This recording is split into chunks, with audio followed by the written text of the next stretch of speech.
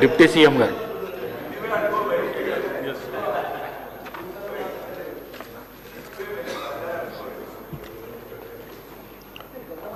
అధ్యక్ష, మొదటి ప్రశ్నకు ప్రభుత్వ వేతన సవరణ సంఘాన్ని ఏర్పాటు చేసింది, దాని నివేదిక రావాల్సి ఉంది. రెండవ ప్రశ్నకి లేదండి, 30/9/2025 తేదీ గల ప్రధాన పరిపాలన స్పెషల్ ఏ శాఖ GORT నెంబర్ 1364 ద్వారా కమిషన్ పదవీ కాలాన్ని 31/3/2026 వరకు పొడిగించడమైంది.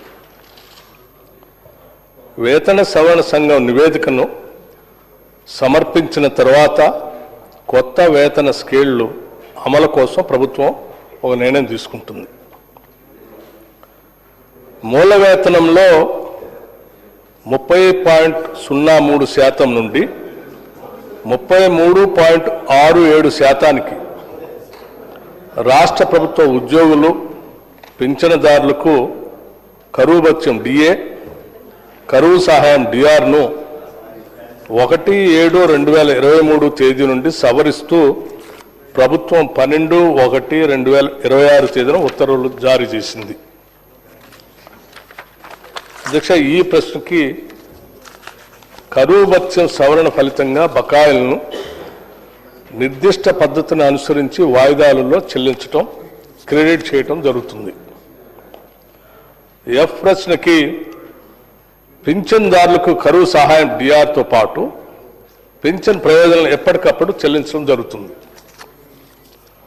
G అధ్యక్ష, ఏవేని పింఛన్ బకాయిలు చెల్లింపును ప్రభుత్వం ఎప్పటికప్పుడు జారీ చేసే ఉత్తర్వులను అనుసరించి చెల్లించడం జరుగుతుంది.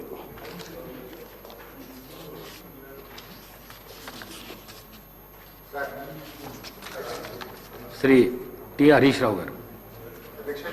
ఉప ముఖ్యమంత్రి గారు సమాధానాన్ని దాటవేసే ప్రయత్నం చేశారు. అధ్యక్ష, మేము సూటిగా అడిగింది ఎన్ని DAలు పెండింగ్లో ఉన్నాయి అని అడిగాము. ఈ దేశంలో ఏ రాష్ట్రంలో లేని విధంగా ప్రభుత్వ ఉద్యోగులకు ఈ ప్రభుత్వం 5 DAలు పెండింగ్లో పెట్టింది. ఆ 5 DAలు ఎప్పట్లోగా చెల్లిస్తారో మంత్రి గారు సూటిగా సమాధానం చెప్పాలి. ఒకటి అధ్యక్ష. రెండవది అధ్యక్ష, PRC అధ్యక్ష 31/3/2026 వరకు PRC కమిటీకి ఎక్స్టెన్షన్ ఇచ్చామన్నారు. 31 అంటే ఇంకొక 7 రోజులు 8 రోజులు ఉంది అధ్యక్ష. మళ్ళీ ఎక్స్టెన్షన్ ఇస్తారా? కనీసం ఇప్పుడైనా రిపోర్ట్ తీసుకొని మీరు ఎలక్షన్ మేనిఫెస్టోలో చెప్పినట్టు కాంగ్రెస్ అధికారంలోకి వచ్చిన 3 నెలల్లోగా కొత్త PRC ఇస్తామని చెప్పారు. దాదాపు 3 ఏళ్లు కావస్తా ఉంది అధ్యక్ష. మళ్ళీ ఎక్స్టెన్షన్ ఇస్తారా? దయచేసి ఇప్పుడైనా ఆ కొత్త PRCని మళ్ళీ ఎక్స్టెన్షన్ ఇవ్వకుండా ఉద్యోగస్తులకు అందించాలి. అది ఎప్పటిలోకి ఇస్తారో మంత్రి గారు స్పష్టంగా చెప్పాలని అడుగుతున్నాం. నంబర్ 2 అధ్యక్ష. నంబర్ 3 అధ్యక్ష, రిటైర్డ్ ఉద్యోగుల వెతలు అంతా ఇంత కాదు అధ్యక్ష. 30-35 ఏళ్లు ప్రభుత్వం కోసం పనిచేసిన రిటైర్డ్ ఉద్యోగులు జీవిత చివరాంకంలో వైద్యం అందక, పిల్లల పెళ్లిళ్లు చేయలేక చాలా ఇబ్బంది పడతా ఉన్నారు అధ్యక్ష.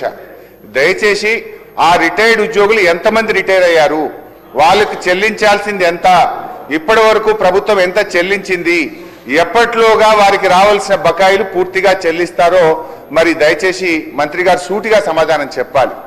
వాళ్ళందరూ సెక్రటరియట్ చుట్టూ, మంత్రులు, శాసనసభ్యుల చుట్టూ పాపం రోజు తిరుగుతా ఉన్నారు అధ్యక్ష.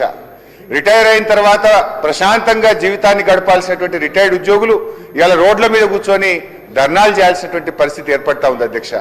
సో దయచేసి నేను ప్రభుత్వాన్ని కోరేది ఒకటే అధ్యక్ష, మీరు రిటైర్డ్ ఉద్యోగులకు డబ్బులు ఇవ్వడానికి నిధులు లేకనా లేక మనసు లేకనా నాకైతే అర్థమైతలేదు అధ్యక్ష. ఫ్యూచర్ సిటీకి 1,00,000 కోట్లు ఉన్నాయంటారు, మూసీకి 1,00,000 కోట్లు ఉన్నాయంటారు, అందాల పోటీలకు డబ్బులు ఉన్నాయంటారు, ఫుట్బాల్ షోకులకు డబ్బులు ఉన్నాయంటారు. వాటన్నిటికీ డబ్బులు 3వ క్యాంప్ ఆఫీస్ మీరు కట్టుకుంటారు, ముఖ్యమంత్రి గారు 100 కోట్లతో క్యాంప్ ఆఫీస్ కట్టారు. సరే మీరు కట్టుకోండి, మాకు అభ్యంతరం లేదు. కానీ ఎందుకు ఈ ఉద్యోగుల PRC DAలు పెండింగ్ లో పెడతా ఉన్నారు? ఎందుకు రిటైర్డ్ ఉద్యోగుల ఉసురు పోసుకుంటున్నారు? ఎప్పట్లోగా రిటైర్డ్ ఉద్యోగుల బకాయిలు పూర్తిగా చెల్లిస్తారు? ఇప్పటి వరకు ఎంత చెల్లించారు, ఎప్పట్లోగా పూర్తి చేస్తారో మంత్రి గారు సూటిగా సమాధానం చెప్పాలి.